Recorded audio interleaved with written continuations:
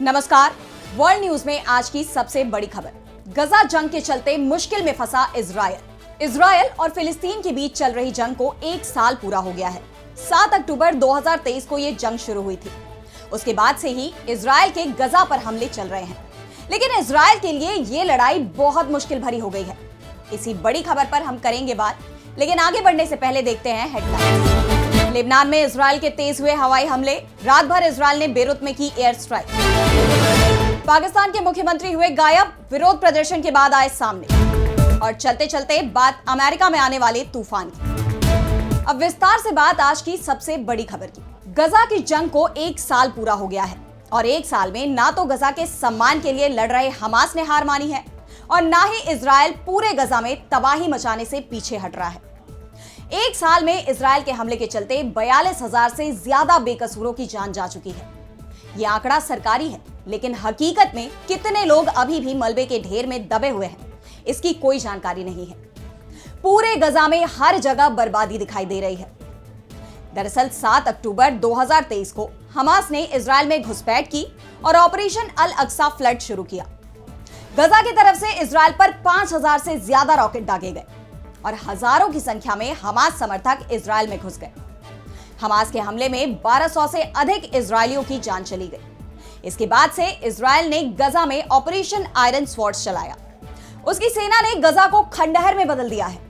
गजा में इस समय सिर्फ बर्बादी के निशान ही नजर आ रहे हैं। लाखों लोग गजा से विस्थापित हुए हैं।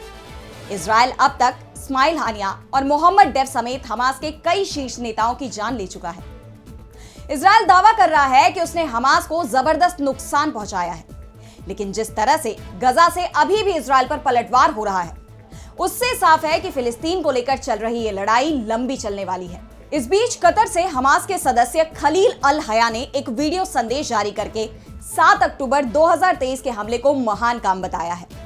अपने संदेश में उन्होंने कहा कि पूरा फिलिस्तीन, विशेष रूप से गजा और हमारे फिलिस्तीनी नागरिक दुश्मन के खिलाफ अपने प्रतिरोध के साथ एक नया इतिहास लिख रहे हैं। इस बीच गजा पर हमला कर इजरायल बुरी तरह से घिरता दिखाई दे रहा है, क्योंकि अब इजरायल के खिलाफ कई मोर्चे खुल चुके हैं।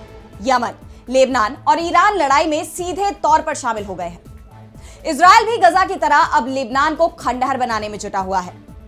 इस बीच इजरायल में नेतन्याहू के खिलाफ लोगों का गुस्सा बढ़ता दिखाई दे रहा है। दरअसल 1 साल बीतने के बाद भी अभी तक इजरायल अपने 101 बंधकों की सुरक्षित रिहाई कराने में कामयाब नहीं हो पाया। लेबनान की तरफ से तो यहां तक दावा किया गया था कि हिजबुल्लाह और हमास युद्ध विराम के लिए तैयार भी हो गए थे, लेकिन इजरायल ने हिजबुल्लाह चीफ हसन नसरअल्लाह को निशाना बनाकर युद्ध विराम की सभी संभावनाओं को समाप्त कर दिया। फिलहाल 7 अक्टूबर 2023 से शुरू हुई ये लड़ाई कब खत्म होगी, इसका अंदाजा किसी को नहीं है। अब बात करते हैं लेबनान और इजरायल के बीच बढ़ते तनाव की। इजरायल ने हिजबुल्लाह के खिलाफ बड़ा अभियान छेड़ दिया है, तो हिजबुल्लाह की तरफ से लगातार पलटवार हो रहा है। हिजबुल्लाह ने रविवार रात इजरायल के हाइफा शहर पर हमला किया। अल जजीरा की रिपोर्ट में कहा गया कि हिजबुल्लाह ने पहली बार उत्तरी इजरायल के हाइफा शहर को निशाना बनाया है।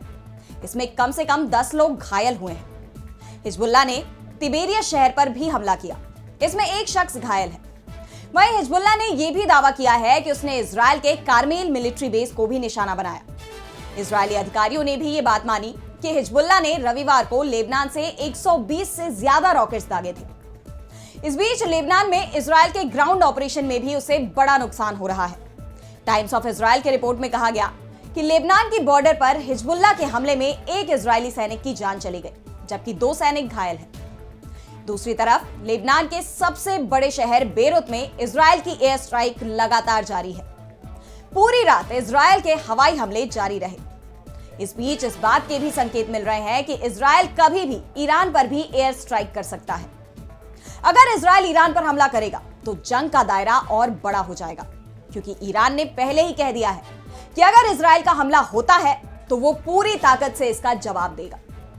ईरान की Islamic revolutionary guard core IRGC नौसेना के कमांडर का एक बयान भी सामने आया, जिसमें उन्होंने कहा कि हम किसी भी तरह की स्थिति के लिए तैयार हैं। इस बीच रूस की तरफ से भी ईरान को पूरी मदद का भरोसा दिलाया गया है और खबर तो यहां तक आ रही है कि रूस ने अपना सबसे मजबूत air defence system S-400 Iran को सौंप दिया है। रूस ने S-400 की कितनी यूनिटें ईरान को दी हैं, इसकी सही जानकारी नहीं है, लेकिन कहा जा रहा है कि इसकी संख्या 2 अंकों में हो सकती है और ईरान ने इसे अपने सभी प्रमुख शहरों में तैनात भी कर दिया है। S-400 को दुनिया का सबसे ताकतवर डिफेंस सिस्टम माना जाता है। रूस की तरफ से तो यहां तक दावा किया जाता है कि उसका यह सिस्टम 5वीं पीढ़ी के लड़ाकू विमानों के खिलाफ भी बेहद कारगर है। यानी अगर इजराइल F-35 की मदद से भी ईरान पर हमले की योजना बनाता है तो S-400 की मदद से ईरान इसे असफल बना सकता है। वहीं पाकिस्तान में मुख्यमंत्री के ही अपहरण की खबर सामने आई है, जिसे लेकर पूरे देश में बवाल मच गया है। खैबर पख्तूनख्वा के मुख्यमंत्री अली अमीन गंडापुर शनिवार से ही गायब हैं। खैबर पख्तूनख्वा में इमरान खान की पार्टी PTI की सरकार है और PTI इस समय इमरान खान की रिहाई को लेकर पूरे देश में प्रदर्शन कर रही है। PTI ने अब पाकिस्तान की सरकार को खुली चेतावनी दे दी है कि अगर उनके मुख्यमंत्री को 24 घंटे में नहीं खोजा गया तो बड़ा आंदोलन किया जाएगा। PTI का दावा था कि अमीन गंडापुर को पाकिस्तान की सुरक्षा एजेंसियों की सहायता से गायब कराया गया है। उनका अपहरण घर से किया गया है। द डॉन की रिपोर्ट के मुताबिक PTI के नेता असद कैसर ने बताया कि खैबर पख्तूनख्वा के मुख्यमंत्री अली अमीन गंडापुर का इस्लामाबाद में KP हाउस से अपहरण कर लिया गया। सरकार उनके बारे में कोई जानकारी नहीं दे रही, उनसे संपर्क नहीं हो पा रहा है, फोन बंद है, उनके बारे में किसी को कुछ भी नहीं पता चल पा रहा। अगर उन्हें 24 घंटे के अंदर सामने नहीं लाया गया तो उनकी पार्टी देशव्यापी विरोध प्रदर्शन करेगी। यह सिर्फ हमारे मुख्यमंत्री पर हमला नहीं बल्कि पूरे देश पर हमला है। अगर हमारे साथ ये हुआ है तो आपके साथ भी होगा, आप भी सुरक्षित नहीं बचेंगे। तो दूसरी तरफ पाकिस्तान के आंतरिक मंत्री मोहसिन नकवी ने कहा कि सीएम का ना तो अपहरण हुआ है और ना ही वो किसी की हिरासत में है। PTI के आरोप पूरी तरह से बेबुनियाद है। नकवी ने कहा कि सरकार को मुख्यमंत्री के ठिकाने के बारे में जानकारी नहीं है, वो पुलिस के KP हाउस में पहुंचने से पहले ही भाग गए थे। नकवी ने कहा कि PTI के दावे पूरी तरह से झूठे हैं। अली अमीन गंडापुर किसी भी सरकारी संस्था या जांच एजेंसी की हिरासत में नहीं है। पुलिस उनके ठिकाने की तलाश कर रही है और वो किसी अनजान स्थान पर छिपे हुए हैं। उनकी तलाशी के लिए छापेमारी की जा रही है। हमारे पास गंडापुर के KP हाउस से भागने के वीडियो हैं, जिन्हें जरूरत पड़ने पर सार्वजनिक भी किया जा सकता है। और अब जो जानकारी सामने आई है उसमें साफ हो गया है कि गंडापुर का ना तो अपहरण हुआ है और ना ही उन्हें गिरफ्तार किया गया है। गंडापुर खुद ही मीडिया के सामने आए और कहा कि वो आराम कर रहे थे, लेकिन उन्होंने अपनी सुरक्षा को लेकर जरूर सवाल खड़े कर दिए हैं। और चलते चलते बात अमेरिका में आने वाले एक और तूफान की। अमेरिका के कई स्टेट अभी हेलेन तूफान से उबरे भी नहीं थे कि अब समुद्र में एक और चक्रवाती तूफान अमेरिका की तरफ बढ़ने लगा है। मैक्सिको की खाड़ी में उठा साइक्लोन मिल्टन तेजी से फ्लोरिडा की तरफ बढ़ रहा है। अमेरिका की जो बाइडेन की सरकार ने फ्लोरिडा में आपातकाल की घोषणा कर दी है। अमेरिका के नेशनल हरिकेन सेंटर ने बताया कि मिल्टन साइक्लोन मैक्सिको के तट पर है, जो कैटेगरी 1 का तूफान बन गया है। तूफान के चलते अभी 140 किलोमीटर की रफ्तार से हवाएं चल रही हैं और ये तूफान 11 किलोमीटर प्रति घंटे की रफ्तार से फ्लोरिडा की तरफ बढ़ रहा है।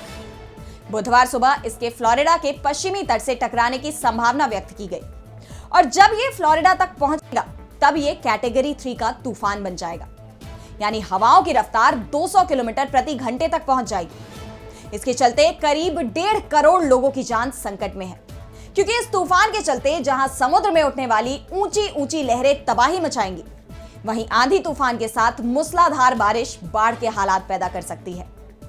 फ्लोरिडा में इस समय बहुत अधिक बारिश हो रही है।